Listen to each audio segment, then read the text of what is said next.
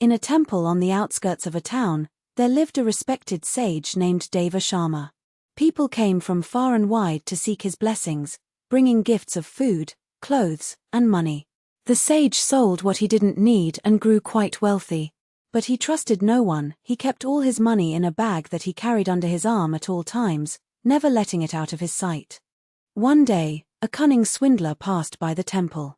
He noticed how the sage clutched his bag so protectively and knew it must contain great treasure. I cannot break into the temple, he thought, but I can trick my way in. I will pretend to be a devoted disciple and win his trust. The swindler approached the sage with great reverence. He fell at his feet and cried, "O Namah Shivaya, O great Guruji, I am tired of worldly life. Please accept me as your disciple and guide me to the path of peace."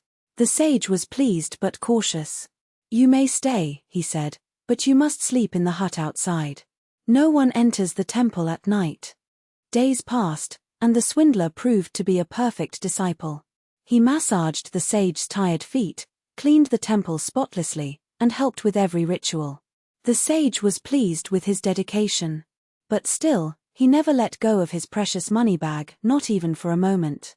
The swindler grew more and more frustrated. One day, a follower's son came to invite the sage to a sacred ceremony in town. Deva Sharma accepted and set off on the journey with his disciple.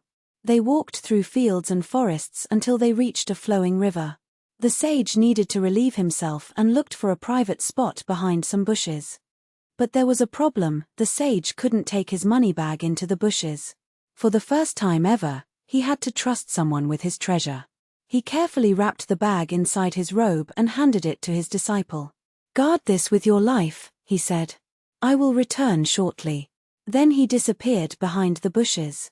The moment the sage was out of sight, the swindler's eyes lit up with greed. This was the chance he had waited for. Without a second thought, he grabbed the money bag and ran as fast as his legs could carry him. When Deva Sharma returned, he found his disciple gone and his life savings with him.